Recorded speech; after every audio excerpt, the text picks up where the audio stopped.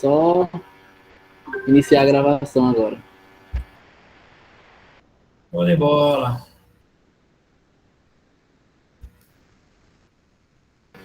Começou, Paulo. Pode começar. Beleza. Boa noite, pessoal. Tudo bem com vocês? Estão me ouvindo bem? Tudo ok aí? Estão vendo os slides passar? Tudo?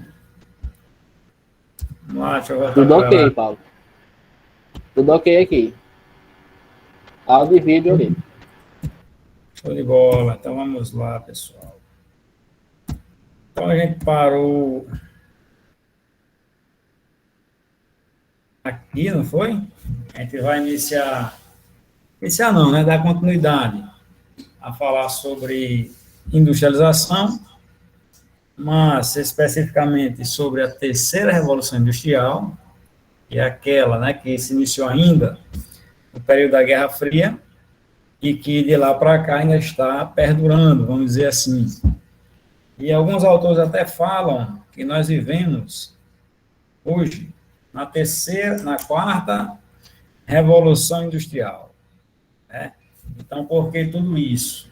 Por que tudo isso? Muito bem, pessoal. Então, da primeira, da segunda revolução, as revoluções industriais que a gente estudou, ficou bem claro a questão vamos dizer assim, que seja o limite, né? Para a época era o limite do que o bom e o melhor que a tecnologia poderia oferecer, principalmente, como falava-se de Guerra Fria, para Estados Unidos e União Soviética. Então, tudo aquilo que era ultrapassado tecnologicamente, tanto pela União Soviética como pelos Estados Unidos, era vendido, cedido a preços caríssimos para os países menos favorecidos economicamente, né, mais pobres, que não tinham condições de acompanhar essa corrida tecnológica. E assim foi. Com o decorrer do tempo, a própria Guerra Fria, os Estados Unidos viram primeiro que não adiantaria investir-se muito em tecnologia de guerra, né? Em tecnologias bélicas. Mas é uma guerra que não vai acontecer. Se acontecer, ninguém vai escapar ou sobreviver. A gente já tinha o que mostrar e mostramos quando nós explodimos as duas bombas atômicas, né, em Hiroshima e Nagasaki. Mais do que aquilo, os soviéticos não vão fazer, né? Então não vai dar certo. Então, eles viram primeiro que quem iria dominar o mundo no período pós-Guerra Fria seria justamente aquela potência, aquele país que teria o domínio, não de armas, mas sim o domínio da economia mundial. Então, quem iria dar as regras, dar as cartas dos jogos, é justamente o poderio econômico daquele país. Né? Então, essa busca por economia, por mercados, por enriquecimento, foi bem, primeiramente, vista pelo lado americano. Aí depois a União Soviética viu que realmente não adiantava ter um bocado de armamentos, né, nucleares, de destruição em massa, fabricar por ano não sei quantos milhões de HK-47, enfim, né? Então, uma guerra que não ia acontecer mesmo, se que acontecesse, todos dois iam se prejudicar e muito, ninguém ia sair ganhando, né? Ia sair todo mundo derrotado. Então, viram que era a economia a ponta da lança, a base, aliás, né? Da lança econômica do mundo, certo? Então, caso caia na prova do Ei, Enem... Paulo, Oi? vai lá. Oi? A guerra do Vietnã foi qual ano? Começou em 56, salvo engano, foi até 69. Mas foi nesse tempo aí, na Guerra Fria? Não foi? Na Guerra Fria? Foi pela Guerra Fria, foi. O Vietnã do Norte era financiado pelo financiado, não, aliás, pertencia a Ho Chi Minh, né, que era comunista, apoiado diretamente pela União Soviética. E a parte sul, o Vietnã do Sul, era apoiado pelos americanos, que queriam impor lá o capitalismo, certo? A Guerra do Vietnã foi na época da Guerra Fria. Beleza? Show de bola. Qualquer dúvida aí, podem ir perguntando. Tá. Vou dar uma chá na aula aí. Desculpa o incômodo. Oi? Vou dar uma chá na aula aí. Valeu. Sim, beleza, beleza. Você cortou. Show de bola. Então, pessoal, no Enem, como eu estava falando, o que vai interessar para vocês saberem é que essa terceira revolução industrial, né, poderá vir na forma de nome. Por exemplo, em qual período se deu a revolução técnico-científica? Na primeira revolução industrial, na segunda, na terceira, na quarta, entendeu?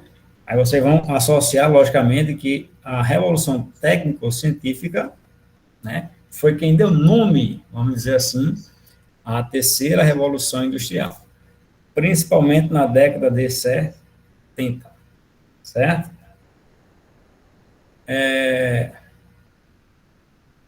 Guerra do Vietnã, salvo engano, não foi até 69, não, foi até 76, 73, não lembro direito, não. Eu confundo um bocado de data. 75. Oi? 75. 75. Foi até 75. 75, obrigado. Memória aqui no HD aqui já está cheio. Estou processando bem lentamente as coisas agora. Então, pessoal, nessa revolução técnico-científica que se iniciou em 1970 até os dias de hoje, quais foram os principais avanços? Questão da telecomunicação, ou das telecomunicações. A telemática, né? Que nada mais é do que a junção entre toda a tecnologia que envolve a telefonia móvel, no caso de celulares e smartphones, com a informática, certo? Rede de computadores, internet, etc. e tal. Outro ramo bastante desenvolvido na época da terceira revolução industrial, a biotecnologia. Já ouviu falar em guerras biológicas, né, agentes microbianos, vírus, né, o coronavírus, que estava adormecido fazia tempo, desde 2013, voltou agora com força nessa mutação, né, há 2 anos aí atrás, até hoje, certo? Então, a biotecnologia servindo, logicamente, tanto para o lado do bem, como para o lado do mal. Questão de guerra, que nunca deixou de existir, né? A engenharia genética, o homem, vamos dizer assim, brincando de ser Deus, né? Criar um ser, animais, no caso, né? Animais clonados, várias e várias doenças sendo descobertas devido a estudos e mais estudos em cima da genética, por aí vai. E a questão da química e da física, de ponta, né? A química, os elementos químicos sendo trabalhados, sendo estudados, sendo utilizados dentro da tecnologia.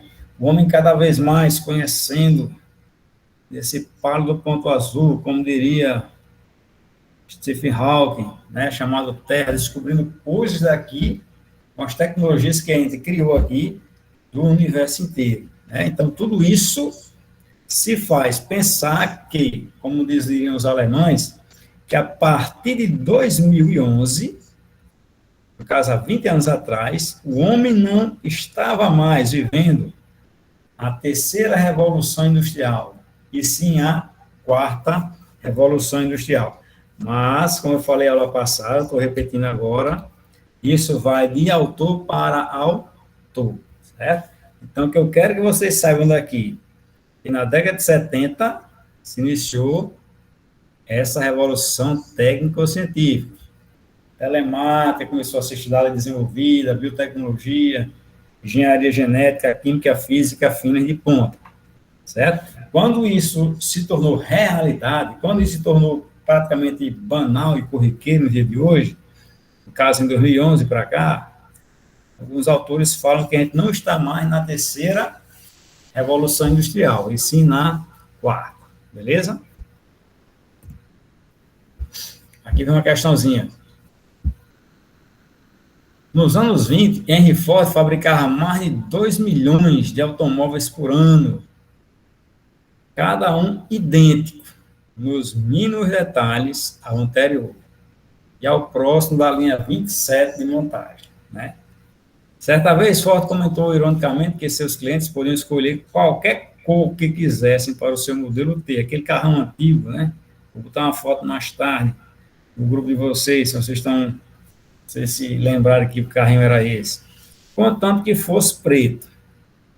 Esse princípio de produtos padronizados, fabricados em massa, definiu a regra para a industrialização por mais de meio século. Então, no início do século XX, Henry Ford, né, colocou em prática aquele modelo de Taylor, chamado administração científica. Ele colocou em prática as ideias de Taylor, né, aumentando a questão da linha de montagem, aquelas esteiras, para que o seu operário ficasse alienadamente realizando uma única função, enquanto a esteira ia passando, e assim essa produção em massa ser maior, ser mais rápida. Porém, Ford, ele começou a estocar veículos, porque não tinha mais a quem vender. E não tinha como o camarada, como diz aqui, você pode escolher qualquer cor, desde que seu carro seja preto, ou seja, até gastando, como a gente falou na aula passada, uma única cor, logicamente, essa fábrica iria ter mais e mais lucros, é isso? Fabricação em massa de um único modelo de automóvel, para sempre, só tem isso no mercado. É como se você quisesse, por exemplo, aqui, não foi na propaganda, essa caneta compacto preta, pronto, tá aqui. Minha empresa só fabrica essa caneta preta, né? Somente essa canetinha preta aqui, pronto, só produz ela.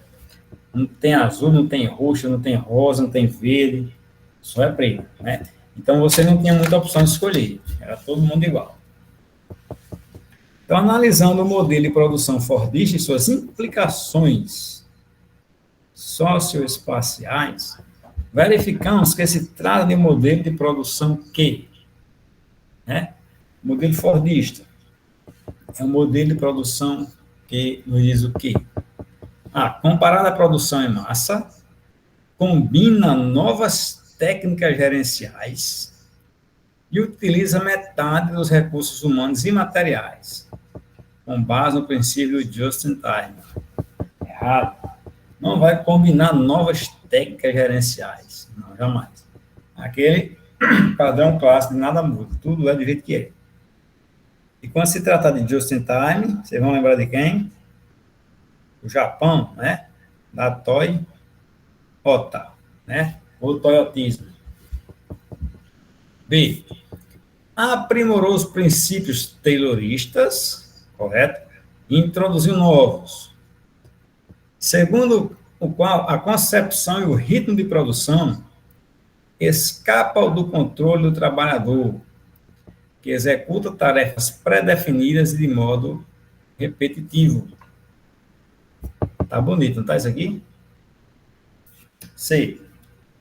Apoiado no trabalho de equipe polivalente, o pessoal fala em equipe, Ford não era ele e seus trabalhadores, certo? Não tinha nada de equipe, não. E polivalente, ou seja, um trabalhador executando, realizando várias e várias tarefas. Não, o trabalhador era contratado só, por exemplo, para apertar um parafuso. O outro era contratado somente para apertar portas. O outro era contratado somente para colocar pneus. Enfim, cada um tinha uma única e exclusiva função. Não tinha essa polivalência, não.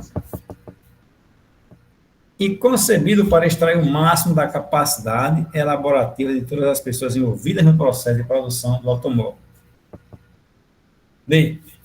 A partir da engenharia cooperativa, não cooperativa, vocês vão lembrar de tudo, menos de Ford. Aí, baseado na ideia de que a projeção de uma nova mercadoria depende do trabalho conjunto, sintonizando e articulando todos os trabalhadores, sintonia, todo trabalho em sintonia, articulado, durante todas as etapas, projeto, produção, distribuição, marketing e vendas. Será que existia toda essa logística nas fábricas da Ford? Um projetava, né, o automóvel, o desenho, o modelo, ou tratar de produzir, um ia fazer a distribuição, o outro fazia a propaganda, o marketing, o outro ia vender. Ué, apoiado no princípio clássico taylorista de administração científica, que suprime a tradicional hierarquia gerencial pelo trabalho, em equipes, nomes em equipes, novamente, polivalentes, situadas diretamente na produção. Só falo em equipe, ou é Toyota, ou é Volvo, ok? Então, a questão correta, questão B, beleza? Aqui mais uma pincelada para vocês nunca mais esquecerem. O Fordismo e o Taylorismo, vamos associar logo eles dois aqui. Tem a linha de montagem, que foi uma inovação das ideias de Taylor, certo? Tinha uma produtividade, que geraria um menor custo de produção. Por quê? Porque era fabricado um único modelo. E acabou. Só sabia fazer um modelo e acabou. Será que ele acabou? Quem quisesse comprar bem, quem não quisesse andar de charrete, de bicicleta ou a pé, tá certo? Logicamente, quando você tem uma fábrica que só produz um item, de uma única cor, inclusive, além do mais, aliás, logicamente, seu produto, quando você produz em larga escala, vai ficar bem barateado. Aí, Taylor, trabalho dinâmico. Aí não para. Atividades individuais. Lógico, além de montagem, ia passando lá um pneu, por exemplo, um botava parafuso, um arrochava, o outro botava na roda, e por aí ia. Cada um tinha uma função. O trabalho era individual, não era em equipe, não era coletivizado. Isso fazia com que o seu trabalho rendesse. E a lógica de Ford e Taylor era o seguinte: rapaz, se eu fabrico uma caneta, vou mostrar aqui a caneta, fabrico uma caneta, vou mostrar aqui, já tem um bocalzinho no fundo. Eu fico responsável de fabricar esse bocalzinho no fundo. O outro companheiro é responsável de colocar o bocal no fundo. O terceiro companheiro é responsável de colocar essa parte com a tinta dentro da caneta. O outro companheiro é responsável de botar só a tampa na caneta. Já passar para lá.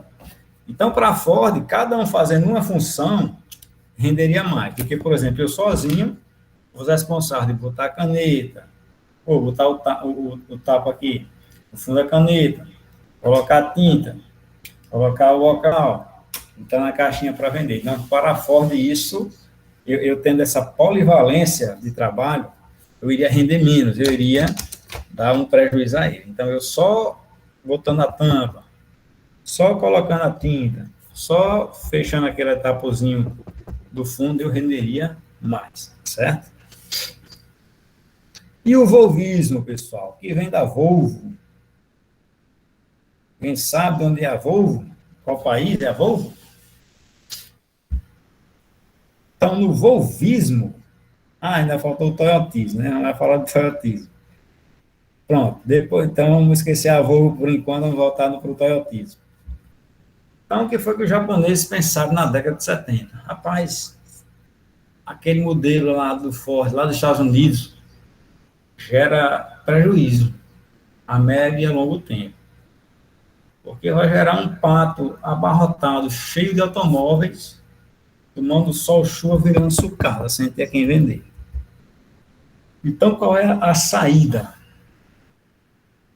A gente pode, ao invés de contratar 10 trabalhadores na nossa linha de montagem, a gente contrata, vamos dizer assim, 3 para fazer o trabalho daqueles 10. A gente já vai economizar aí 7 salários, né? 7 mão de obras. Então, um trabalhador no toyotismo iria realizar diversas tarefas no processo de produção, vamos dizer assim, do automóvel, da Toyota. E não vamos produzir a doido não, aí não, né? Produzir direto sem saber se a gente vai vender. Vamos produzir partir da procura, né? Só no just in time, ou seja, só em tempo, só para quem procura, para evitar justamente, logicamente, esse desperdício, né, esse prejuízo. E vamos sempre procurar colocar tecnologia, colocar inteligência, vamos dizer assim, nos automóveis. Então, se for só fazer os carros, assim, só aquele radinho velho, pegava muito mal a AM na época, talvez nem FM tivesse, né? Então, o japonês, no Toyota, já começou a botar, no início, um toca-fita, depois veio o toca-CD, Bluetooth, pendrive, etc. Então, tudo isso aí foi a inovação para chamar mais a atenção do cliente lá na Toyota, ok? E quando falar em Toyota, vocês se lembrem que eles terceirizam algumas etapas de produção. Como a gente falou, na Ford, ele compra borracha para fabricar o pneu para botar no seu carro, no carro da Ford. Já na Toyota, não. Ele contrata um fabricante de pneus para colocar em seus veículos, em seus carros. Então, ele terceiriza. Então, para a Toyota, fica mais barato você comprar, fechar um contrato com terceiros para fabricar o pneu, fabricar a roda, a tinta, os vidros, enfim, né? Todos os acessórios do seu veículo. Então, ele terceirizando grande parte da sua etapa, no final da história vai ter um lucro maior do que utilizando o Fordismo e o Taylorismo. Beleza? Aí agora vem o Volvismo, que é pouco falado, quase ninguém fala, mas que de vez em quando cai no Enem. Fábrica da Volvo, né? A gente vê muito por aqui, são aquelas grandes Scanias, né? Carretas, a Volvo, a empresa sueca. Então, além de tudo que a gente viu numa fábrica da Toyota, na Volvo, a gente vai ver com um pequeno diferencial. O aperfeiçoamento do trabalhador. O aperfeiçoamento do trabalhador. Como assim? Na Ford e na Toyota, os trabalhadores não recebem, vamos dizer assim, um curso ou cursos de como construir um veículo, recebem de como você construir parte do veículo. Na Volvo, um trabalhador que trabalha 1 ano e meio na Volvo, ele é capaz de montar um automóvel sozinho. Estão entendendo? Enquanto um que trabalha na Toyota, um que trabalha na Ford, não é capaz de sozinho, né? Se não tiver a coletividade do trabalho em equipe, cada um com suas tarefas, como a gente falou aqui, ele não vai conseguir montar, porque ele não vai ter o conhecimento para tal.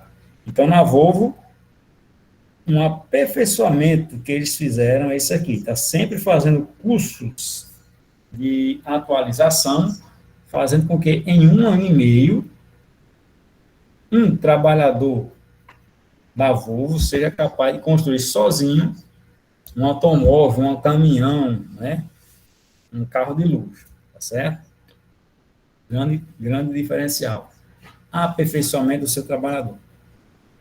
E lá, como funciona um sistema bem democrático.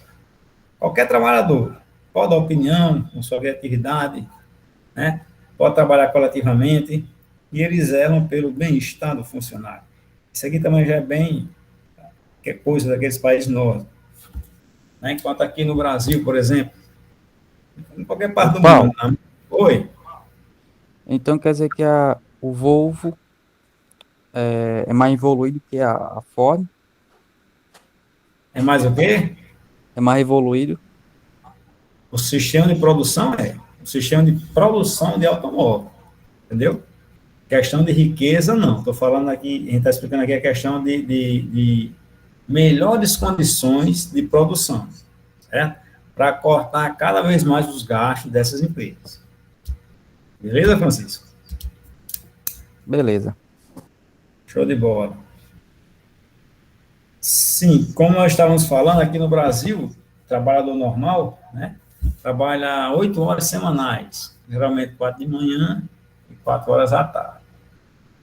Lá na Volvo, dentro dessas 8 horas, eu não sei nem quanto é a carga horária da Suécia, um trabalhador sueco, né, como é que eles trabalham, eu só sei que eles trabalham somente um turno.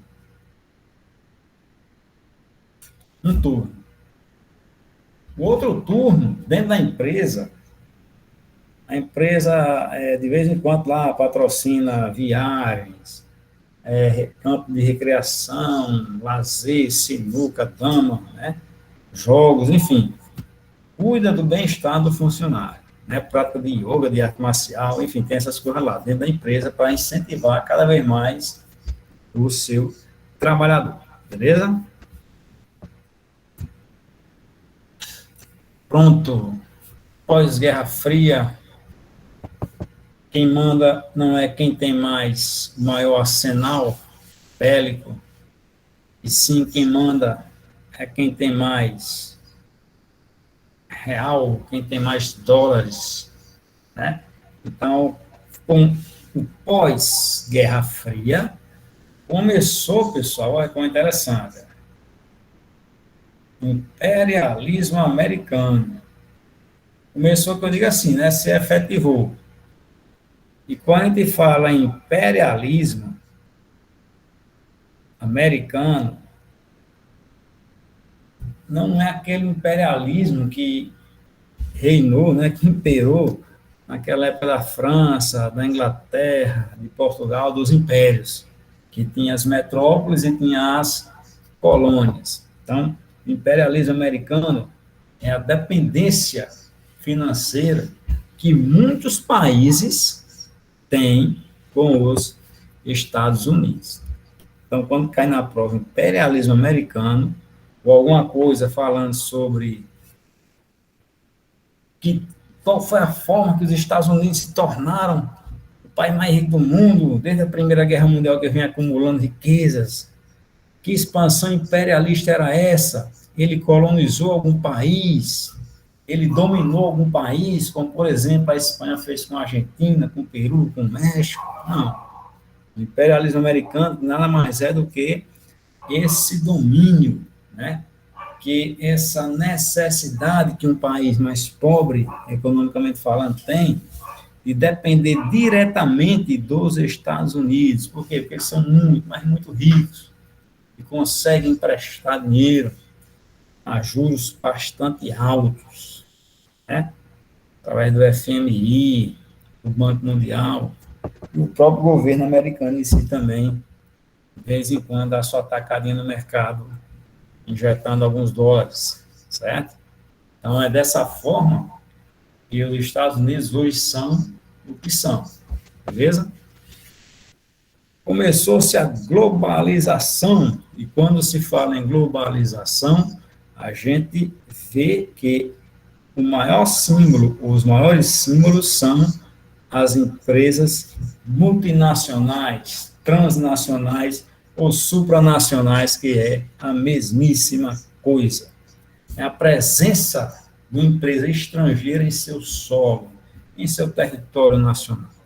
Vocês sabem qual foi a primeira cidade do Brasil a tomar Coca-Cola? 5 segundos para responder. São Paulo?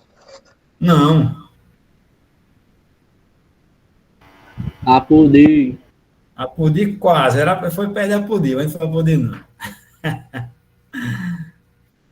Olha, pessoal, como é interessante. A primeira cidade brasileira a tomar Coca-Cola foi Natal, nossa capital, né? Aí você já sabe por que foi. Os americanos vieram, né, para a Segunda Guerra, pegar o trampolim da vitória, vamos dizer assim, ficaram em Natal e trouxeram consigo a velha Coca-Cola, ficou até hoje. beleza? Então, a Coca-Cola, segundo alguns aí, estudiosos economistas, dizem que a cada minuto que se passou no mundo, cerca de 150 a 180 mil pessoas abrem uma garrafinha de Coca-Cola. Diga aí, é muito dinheiro, né? Então, a maior parte de todo esse capital, logicamente, não vai ficar no Brasil, nem na Nigéria, nem na Colômbia, vai voltar para onde? Os States, não é assim? Então, as transnacionais são o principal símbolo da globalização. E aí, pessoal? Como essas empresas... Tô bom, Ednardo. Como essas empresas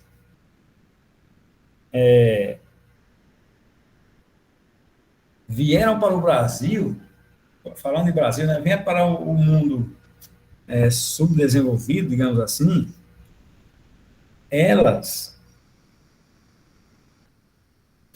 começaram a tomar o mercado de várias e várias indústrias nacionais. Por exemplo, uma Coca-Cola na vida veio para o Brasil, aí já tem no meu tempo, né? Tem o Guaranataí, tem a Tubaína, tem a Grapete. Então, essas empresas, muitas delas já não existem mais, né? Tem o Cruz, não existe mais. Por quê? Porque a Coca-Cola andou tomando o mercado. E muitas dessas empresas, que se não abriram falência, elas foram vendidas para, por exemplo, a Coca-Cola. Nós temos aqui no Brasil a Fábrica Nacional de Motores, fabricava o famoso carro Gurgel. Você já ouviu falar no Gurgel. Aí, quando as empresas transnacionais como a Ford, a Volkswagen, a Fiat, né, dentre outros, vieram para cá, a Fábricazinha Nacional de Motores fechou. E por aí vai, tá certo?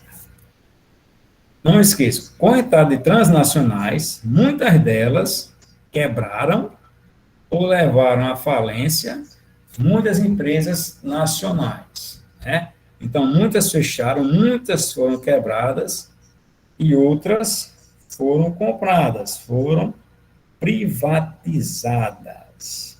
Exemplo mais clássico de privatização no Brasil, uma empresa estatal, pessoal. A antiga Vale do Rio Doce. Isso, hoje ela é só Vale. Então, aí tem vários empresariados brasileiros, tem também uma indústria, uma mineradora canadense também, que faz parte da Vale, né? E se não me engano, tem uma inglesa e uma australiana também, que faz parte da Vale do Rio Doce. Então, uma empresa que, segundo diziam, dava prejuízo para o Brasil, aí, a maior empresa mineradora do mundo, uma multinacional que era para ser unicamente brasileira. Outro exemplo, a Petrobras. Petrobras ainda é do Brasil, mas 48% da Petrobras já não é brasileira. Então, somente 52%, né, um pouco mais da maioria das ações da Petrobras que é do Brasil. Entendeu? Então, tudo isso faz com que a gasolina suba, eles casam e batizam com a gente, que é consumidor, que precisa para se locomover, e por aí vai, certo? O imperialismo americano aqui também, não só ele, mas um exemplo, a dependência externa a insumos e a tecnologias internacionais. Pessoal, o Brasil, a gente vai ver daqui a pouco, ele começou seu processo de industrialização em 1950. 1950. Começou o processo de industrialização no Brasil. A primeira revolução industrial foi em qual ano? Vocês lembram, pessoal? Está muito longe não, viu, Walter? 1780, por aí, né? Primeira Revolução Industrial. Segunda, 1860, 1870, né, por aí. Segunda, Revolução Industrial. Agora façam aí, pessoal. 1950 menos 1860. Bem rapidinho. 6 para 15, 9. 90 não? Vai a 1. Oi? 90 não? 90 anos. Então, o Brasil foi começar o que a Inglaterra começou em 1780, praticamente 140, 150 anos após. Aí por aí vocês tirem, né, essa diferença de anos. Então, hoje isso ainda permanece na pergunta, mas nós tenhamos a tecnologia 3D, 4K, como eu falei lá passado, a Alemanha e o Japão está em 1000D, 400K, tá entendendo? Então, sempre a gente vai caminhar um passo, 2 passos, 1 quilômetro atrás da tecnologia de países de ponta, tá certo? Então, isso é fruto e fato da globalização, beleza? Questão 3. O capitalismo já conta com mais de 2 séculos de história. E, de acordo com alguns estudiosos, vive-se hoje um modelo pós-fordista ou toyotista desse sistema econômico. Uma estratégia própria do capitalismo pós-fordista, presente nesse anúncio, é o ou a. Né? Então, qual é uma estratégia própria do capitalismo pós-fordista? A. É a concentração de capital, viabilizando a automação fabril. Você concentra capital, você é capaz de viabilizar sua empresa totalmente, né, ou quase que totalmente robotizada. B. Mercado de massa, trabalhando com estoque. No Fordismo, sim. No pós-Fordismo, jamais. Né? Não se trabalha com estoque. Exemplo clássico, a Honda. Honda, empresa japonesa, deve ter acontecido com alguém que vocês conhecem, ou até com vocês mesmos, nesse período de pandemia. Muita gente não podendo sair para festa, não podendo gastar com maquiagem, não podendo comprar calçado nem roupa nova para sair para os cantos, todo mundo tocado dentro de casa, começou a juntar dinheiro. Aí diz, vou trocar minha bis, vou trocar minha moto, vou trocar meu carro. Se você fosse um exemplo aqui de Apodi, né, que vários companheiros me falaram que iam trocar sua Honda Bis, sua moto Bros, pagava consórcio, eita, fui sorteado no meu mês, fui sorteado, vou lá na Honda pegar a minha Bros, pegar a minha Bis. Chegava lá na loja, o que é que o lojista dizia? Rapaz, só daqui a 6 meses. Não tem estoque zerado. Estão entendendo? Porque eles não trabalham com estoque. Não trabalham com desperdício. Fizeram o consórcio e a pandemia, as fábricas automaticamente já pararam, já começou a demitir gente. Opa! E não. Quem estiver pagando seu consórcio, que espere. Entendeu? Então aconteceu isso. Você era contemplado no consórcio, você tinha o dinheiro em mão para comprar a moto Honda, mas você não tinha como comprar. E nem o cano do Brasil que não tinha. Não tinha estoque. Está entendendo? Então, isso aqui é típico do toyotismo. Típico de japonês. Então, os períodos pós-fordistas do capitalismo, ele utilizava como estratégia terceirização da produção, sim, massificação do consumo de bens, massificação de consumo de bens, é o quê? estocar, né? Estocar. D. Flexibilização da indústria. Quando fala em flexibilização, o exemplo da caneta. Ao invés de eu produzir só caneta preta, eu vou começar a produzir caneta de toda cor, para atender a satisfação do cliente. Formação de estoque de novo, aumentando a lucratividade das empresas. Só funcionou nos Estados Unidos, na época de Ford, né, que também só tinha ele. E depois esse sistema aí foi ficando obsoleto, ok? Então, a questão correta, flexibilização da indústria, permitir a produção por demanda, o famoso just in time, ok? Pronto. Essa parte aqui, pessoal, deixa eu tomar uma aguinha aqui.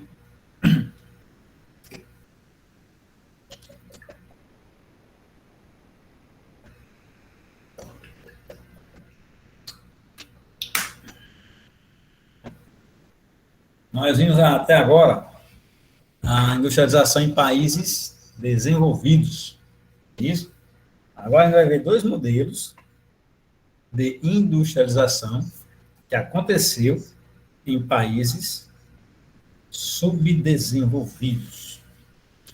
Todos os países subdesenvolvidos aconteceu a industrialização tardia, né? São países de industrialização periférica. Quando a gente fala que é tardia, a gente vê o exemplo do Brasil, que quando o Brasil começou a sua primeira revolução industrial, começou a se industrializar, em 1950, já tinha passado 150 anos que a Inglaterra tinha se industrializado. E mais 90 anos que tinha acontecido a segunda revolução industrial. Certo? Então, são países que tiveram suas industrializações tardias. Então, por isso são chamados de países periféricos ou emergentes, né, que estão surgindo, despontando agora. Tem dois tipos de países com relação à sua forma de industrialização, né, com relação à sua forma de industrialização tardia. São aqueles países que conseguiram substituir suas importações e aqueles países que se transformaram em plataformas de exportação. Não esqueçam disso jamais na vida de vocês, certo? Industrialização em países subdesenvolvidos. Tem dois tipos. Os que conseguiram substituir suas importações e aqueles que se transformaram em plataformas de exportação. Com relação aos países que substituíram suas importações, exemplos, nosso Brasil, Argentina, México, Índia e África do Sul. O que é você substituir sua importação? É você começar a fabricar aqui, no seu país, no caso o Brasil, aquilo que antigamente você importava, você comprava do exterior, né? Por exemplo, o Brasil começou a se industrializar, e acredito também que esses outros países, Argentina, México, Índia e África do Sul, logo após a quebra da Bolsa de Valores de Nova York. Vocês que estudam história mais do que eu, no ano de 1929, houve a quebra da Bolsa de Valores de Nova York. Mas fui lá nos Estados Unidos, e a gente aqui, pessoal, cerca de 90% de tudo aquilo que era vendido, comercializado no mundo, era feita a negociação através dessa Bolsa de Valores de Nova York, certo? Inclusive, o café brasileiro, né? O Brasil, como vocês estudam história mais do que eu, teve que queimar 70 milhões de sacas. 70 milhões de sacas de café. Jogaram ao mar, queimaram, para ficar menos café no mercado, para poder elevar o seu valor. Quando a Bolsa de Valores funcionava normalmente, o café brasileiro era negociado lá. Quanto mais café, melhor, que o mundo todo comprava o café do Brasil. Quando a Bolsa quebrou, não teve mais tanto café para vender, e o resultado foi que o Brasil não pôde mais comprar produtos industrializados que precisava. Por exemplo, sapatos, bolsas, chapéus, produtos enlatados, enfim, dentre outros produtos industrializados. O Brasil não produzia. Então, se não tinha como comprar, não tinha dinheiro, né, porque não tinha dinheiro para vender o café, não tinha dinheiro para circular no país, o jeito que tem foi o quê? Foi se industrializar. O Brasil começou a substituir suas importações. Cadê a ponta da caneta? Está aqui. Beleza? Então, o Brasil não podia mais comprar os produtos industrializados de fora, porque não tinha dinheiro, e começou a fabricar aqui mesmo em território nacional. Mesma coisa fez a Argentina, mesma coisa fez o México, mesma coisa fez a Índia e mesma coisa fez a África do Sul, beleza? Então, esses são os países, e por que são os países que substituíram suas importações? E lembrando, o Brasil, ele se industrializou, logicamente, com os lucros que os grandes cafeicultores brasileiros tinham guardado nos bancos. Os caras estavam ricos, eram ricos, né? Rapaz, a gente não pode mais vender café, vamos agora abrir indústrias aí. E foi o que aconteceu. Então, o Brasil começou a se industrializar, mais ou menos em 1950, né? Com os lucros que os cafeicultores tinham das vendas do café de anos atrás. Certo? Então, esse foi quem subsidiaram, financiaram e abriram suas próprias indústrias. Ok? Já os países, antes de eu falar disso aqui, já os países que se transformaram em plataformas de exportação é totalmente o inverso dos que substituíram suas importações. Plataforma. Não está dizendo uma plataforma, né? Uma superfície que vai servir para alguma coisa.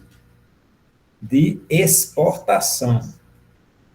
Então, são países que se transformaram, se industrializaram, só que tudo aquilo que era produzido pelas suas indústrias não era consumido internamente, era exportada, vendida no exterior.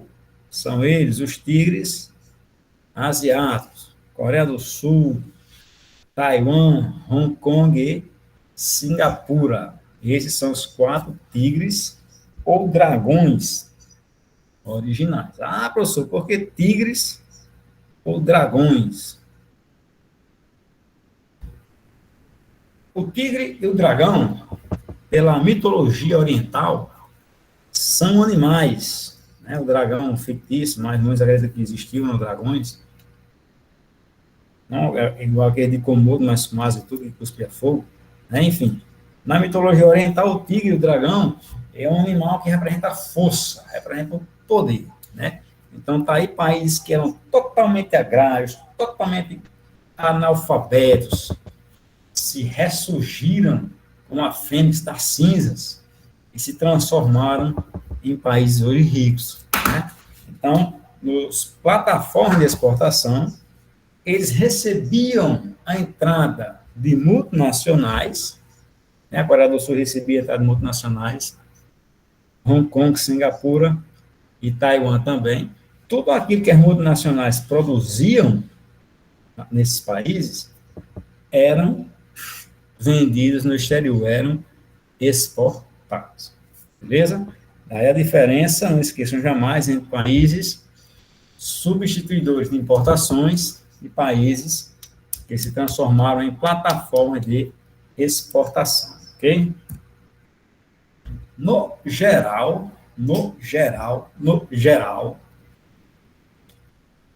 todos esses países, tanto os que substituíram suas importações, como também os que se transformaram em plataforma de exportação, dividiam essas regulamentações aí tudinho, certo? Só coisa ruim. Caiu na prova do Enem, NICs, o NPIs, né? Novos países industrializados, ou as siglas em inglês, New Industrialized Countries, em inglês aqui, ó, horrível. Não sei falar nem português, imagina inglês. É a siglazinha dos NICs, NPIs, aliás, né? Os que substituíram suas importações, os que se transformaram em plataforma de exportação. Muito bem. Algumas características dos países que se transformaram em substituição de importações. No caso, o Brasil, Argentina, México, África do Sul e Índia. Todos tinham dívida externa. Todos. Nunca deixaram de ter, pelo que eu estou vendo, nunca. Dívida externa. Devia ao exterior. Devia tanto a estados, como devia também a transnacionais, interessante, as transnacionais, e devia também aos bancos, né? Ao FMI e ao Banco Mundial. Pessoal, o FMI, o Fundo Monetário Internacional, ele aplica o sistema de empréstimos a juros flutuantes. O que quer dizer juro flutuante? É um juro que, por exemplo, um país pega um empréstimo hoje, pagando um exemplo, 2% ao mês. Aí, de repente, tem uma crise do petróleo, tem um tsunami no Japão, tem outra pandemia dessa. Aí, nesse mesmo empréstimo, o FMI não vai sair perdendo nada, aí aumenta para 3% ou 4% o juro do seu empréstimo, né? Então, isso é juro flutuante, não é um juro fixo. Tendo crise econômica, tendo catástrofe mundial, tendo invasão alienígena, não. Ele não vai permanecer fixo, não. Ele vai mudar. Quando ele muda, ele flutua, beleza? Então, tudo isso gerou crises econômicas nesses países. Todos os países devendo no exterior, empréstimos altíssimos, não conseguia pagar, crise econômica interna, países que enfrentaram ditaduras, revoluções civis, etc. e tal. E tiveram a sua industrialização tardia, né? Como a gente falou no Brasil, a partir de 1950 e outros países a partir de 1960, certo? Os tigres asiáticos, os países que se transformaram em plataformas de exportação, aqui não dá nem para ver nesse mapazinho, mas está aqui eles, um mapazão. Coreia do Sul, Taiwan, Hong Kong e Singapura, rapaz, Singapura. Bom, daqui a pouco a gente vai falando dos novos tigres, mas os originais são esses. Coreia do Sul, Taiwan, Hong Kong e Singapura. Então, quais são as características dos países que se transformaram em plataforma de exportação, professor? Vamos começar falando disso aqui, pessoal. Incentivos fiscais. Quando vocês ouviram falar nos tigres asiáticos, trouxeram várias empresas dos Estados Unidos e do Japão. Japão, certo? Então, as principais empresas que vieram para os tigres asiáticos ou eram empresas japonesas ou eram empresas americanas. As empresas japonesas eram chamadas de zaibatsus, que é um zaibatsus, ou zaibatsus, né? Que é uma, assim, a multinacional japonesa. Zaibatsus, beleza? Então, se cai na prova do Enem perguntando quais foram as empresas que foi que impulsionou, né, as economias industriais nos tigres asiáticos. Foram empresas transnacionais americanas e transnacionais japonesas. Essas empresas encontraram mão de obra baratíssima. O país era praticamente analfabeto, 70% da população era analfabeta. Então, não tinha muita capacidade especializada, né? Não tinha muito como ganhar bem. Então, era mão de obra muito barata. Era uma mão de obra muito barata, porém, o que eles produziam, mesmo que eles quisessem, não tinha condições de comprar, e foi que fizeram. Investiram em poupanças, né, as poupanças internas dos países. Então, começou aí uma onda de investimento em poupança interna.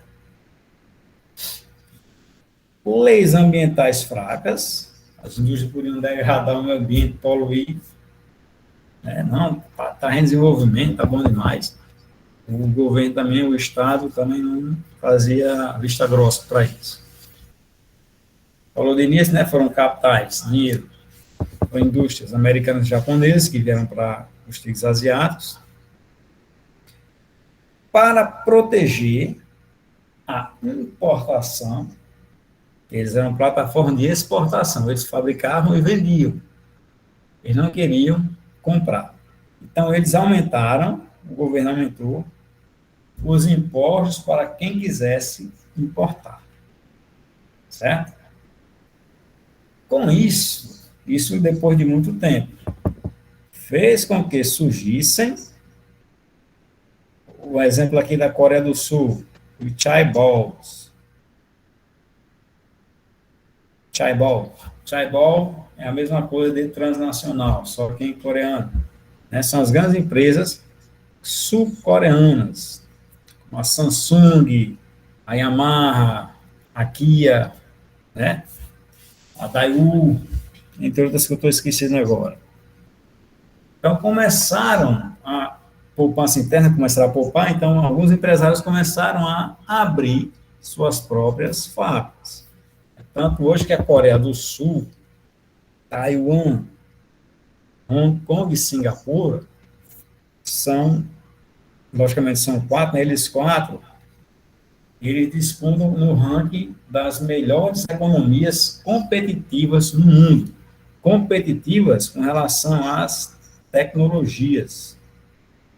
São países que procuram, que buscam, que pesquisam, que geram tecnologia no ramo das telecomunicações, no ramo da informática, da robótica, da construção naval, na química fina, na física fina, né? São países altamente competitivos. Faz frente aos Estados Unidos, à Alemanha, ao Japão, certo? Surgiram os chaeballs coreanos. E quando tudo ia dando bem, o governo foi que fez? Começou a investir em educação. Porque um país sem educação, você sabe, não serve para nada. É isso? Não presta para nada, só para ser dominado e chicoteado. Então, esses países que se transformaram em plataforma de exportação tiveram esse diferencialzinho aqui para ser o que eles são hoje, certo? Investiram maciçamente em educação, beleza? Então, pessoal, a gente falou aqui nos tigres originais, E também, depois, nessa partezinha rosada, outros países também do sul e do sudeste asiático tentaram adotar para tentar se desenvolver, para tentar trazer tecnologia e riqueza para o país, fazer a mesma coisa que a Coreia do Sul, Taiwan, Hong Kong e Singapura fizeram, né? Também se transformarem em plataforma de exportação, que é justamente a Malásia, a Indonésia, o Vietnã, que entrou aqui no meio, era para ter entrado, e as Filipinas. Certo? Então, esses são os novos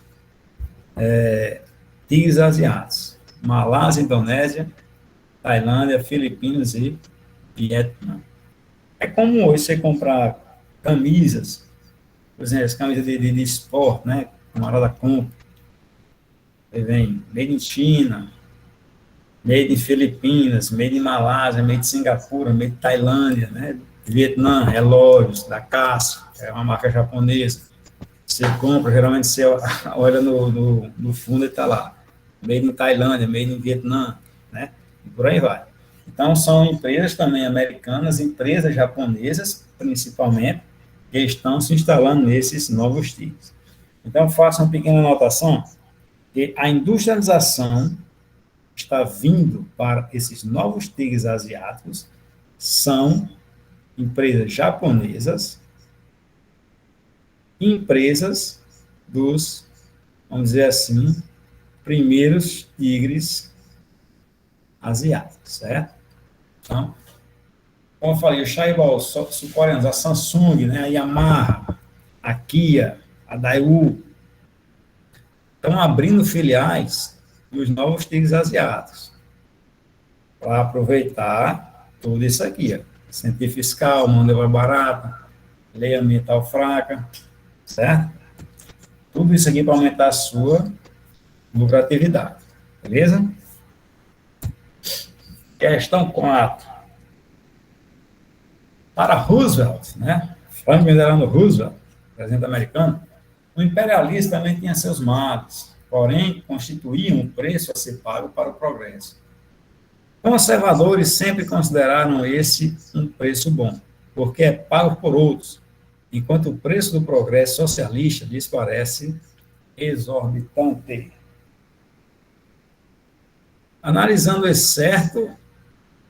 excerto anterior, né, que é essa passagemzinha do texto, podemos inferir que, se lembrem daquela questão que eu falei no início da aula, do imperialismo americano, que não foi aquele imperialismo clássico que a gente via entre metrópoles e colônias.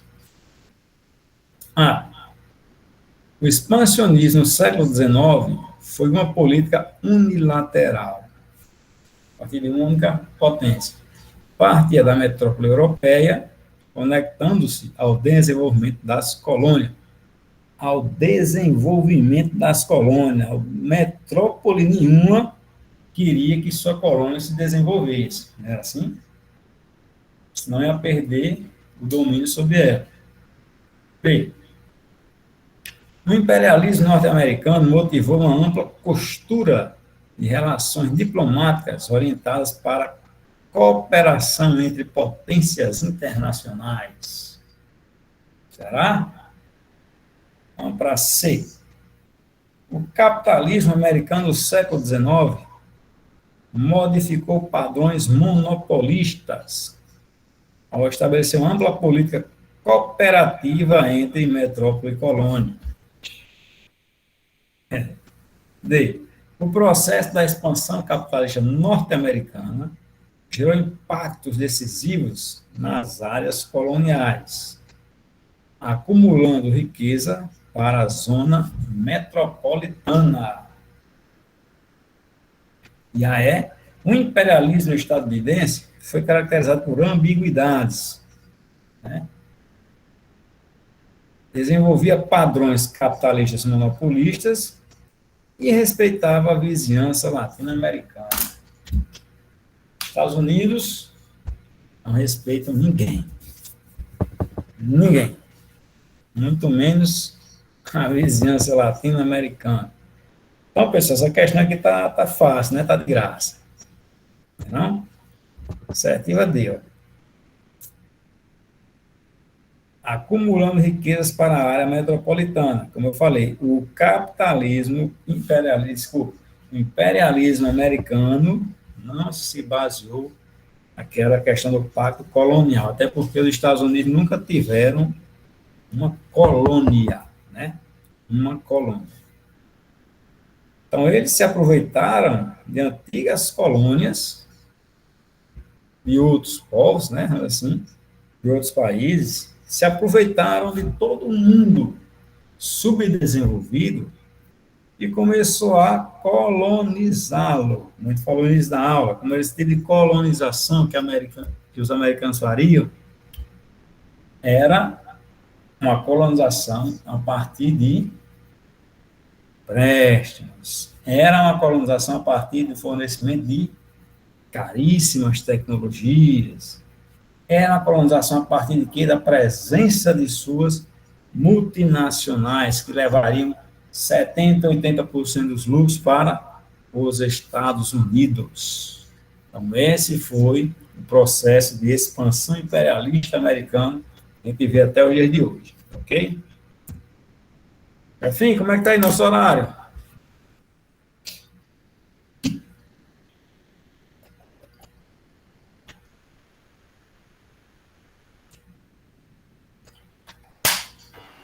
Tá, ó, tá com um pouco mais de 1h10.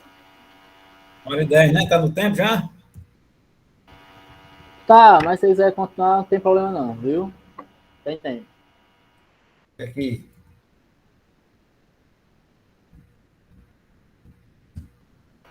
Quando for umas 8h30, 8h35, eu chamo de novo. Pode continuar. Pronto, que hora é agora aí? 8h20. Pronto, 15 minutinhos de aula ainda, né? Vamos lá. Só a gente vai entrar agora aqui na parte sobre a industrialização brasileira.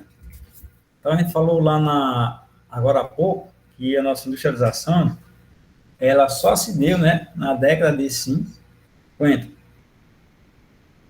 Isso, 20 anos após, na grande, vamos dizer assim, incentivadora, né, que foi a quebra da Bolsa de Valores de Nova York. Então,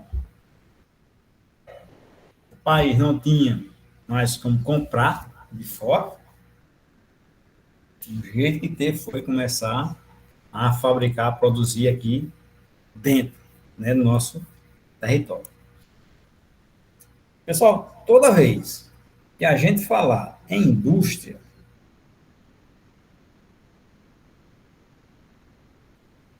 uma coisa vai estar atrelada diretamente ao fenômeno da industrialização, que é a urbanização. Falou em indústria, falou-se em áreas urbanizadas. Quem nasceu primeiro, a cidade ou a indústria? Responda. Quem nasceu primeiro, a cidade ou a indústria? A cidade. Indústria. Oi? Fala indústria, não volta atrás. Mas você fala que é a cidade. Beleza. A cidade nasceu primeiro, né? Agora, a grande cidade, aquela cidade com 3, com 6, com 10, com 20 milhões de habitantes, só se desenvolveu, só nasceu devido à industrialização. A gente pode dizer que a indústria não criou a cidade, mas a indústria criou a metrópole, criou a megalópole, criou a super, mega, hiper cidade, tá certo? Então, o Brasil, até 1929, ele era considerado um país agrário e exportador. Era um país agrário, ou seja, era um país que só produzia bens naturais, oriundos do setor primário da economia, né? Ou era da agricultura, ou era da pecuária, ou era do extrativismo. E tudo isso, praticamente tudo, era exportado, né? Em contrapartida, vinha de fora os produtos industrializados. Aqui nós temos um mapa da indústria do Brasil. Observa a grande concentração industrial do nosso país. Segundo maior polo industrial do Brasil, essa pequena parte aqui do Nordeste. Certo? E o terceiro polo isoladão aqui, o Amazonas, estado do Amazonas. Beleza, pessoal? Observem aí como é a geografia das indústrias no nosso país. Ela é bastante mal dividida, ou né, dividida, certo? Por que será que tudo isso é assim? Então, o Brasil não contava com a malha de transportes e comunicações integradas. A gente tira por hoje. A gente tira que quem gosta de viajar muito em rodovia vê que muitas deixam a desejar, né? Isso, buraco. Quem anda muito ali para a Zona Norte. Zona Norte, né? Quem anda muito ali para a região norte vê que praticamente na maior parte dos casos não existem estradas pavimentadas, só barro, né, terra. Então, no Brasil, havia uma economia baseada no modelo de arquipélago. O que é um arquipélago? É um conjunto de ilhas. Eram áreas distantes umas das outras que se especializavam na produção de um gênero agrário, de um gênero agrícola, né? Então, nós temos no Nordeste a cana-de-açúcar, na Amazônia nós temos a borracha, e no Sudeste nós tínhamos o café. Tudo era voltado para o mercado externo.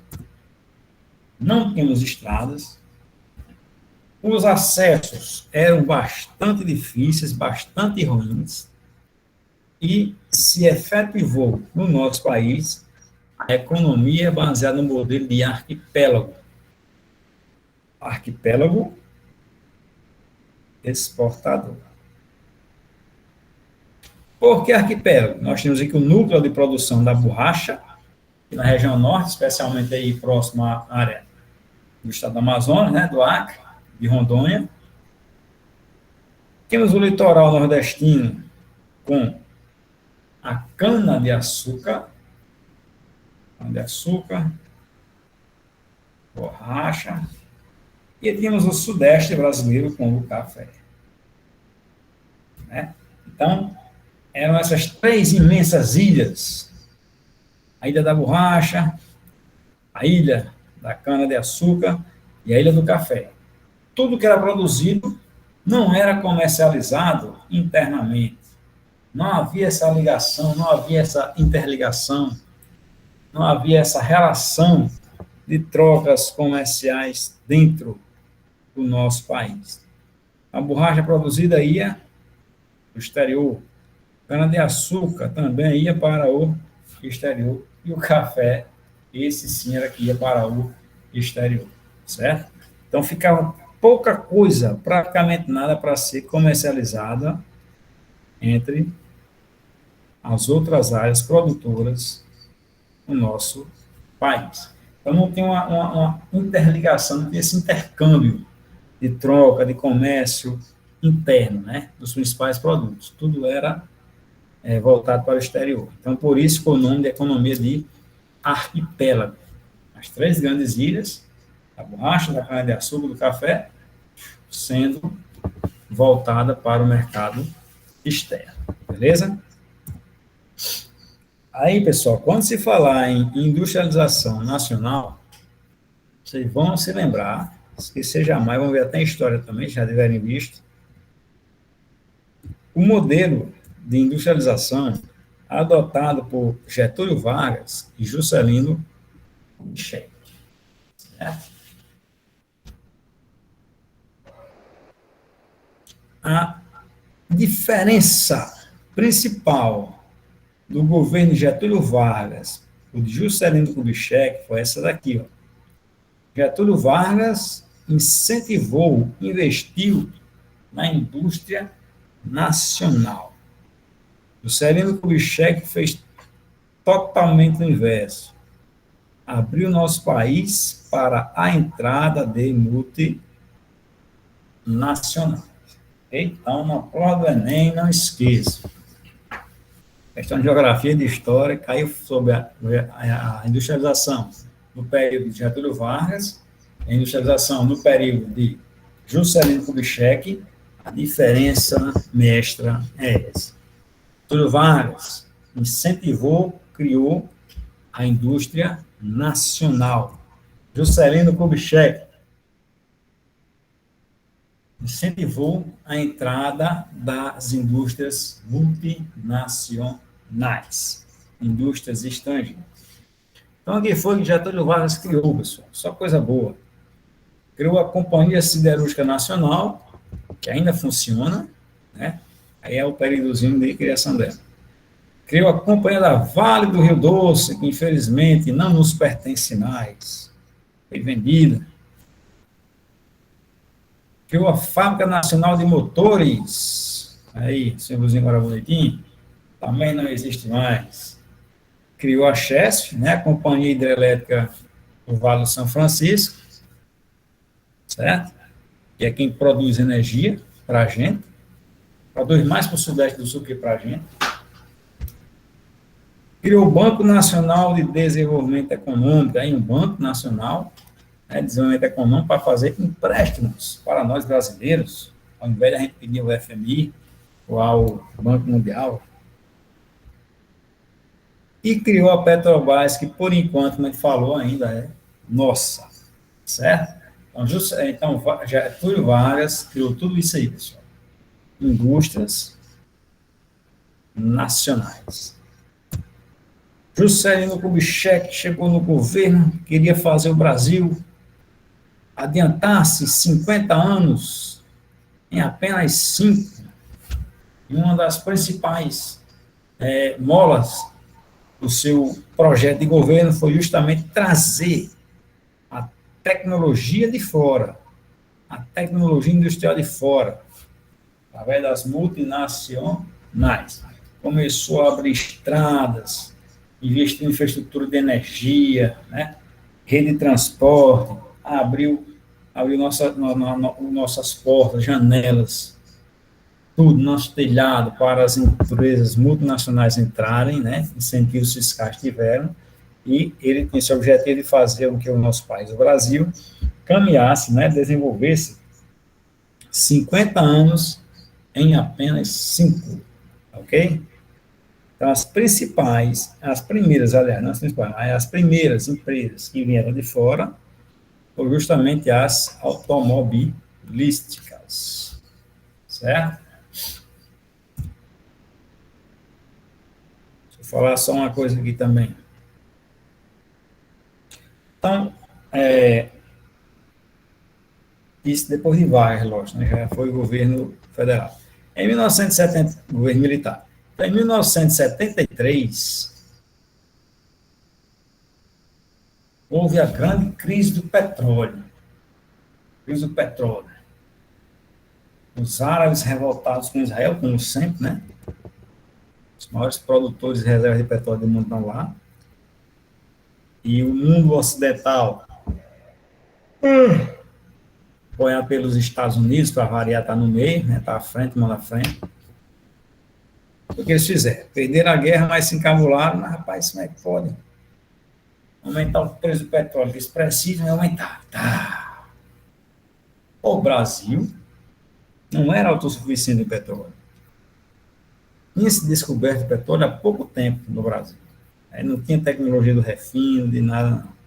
Tirava o petróleo, mas para a produção de combustíveis, né, como diesel, querosene para avião, e a própria gasolina, tinha que depender da tecnologia estrangeira.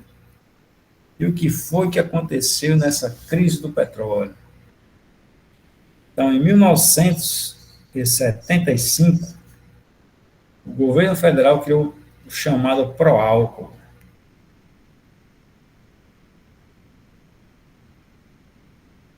Ou seja, começou a produzir etanol. Não tinha dinheiro para comprar o petróleo internacional, né?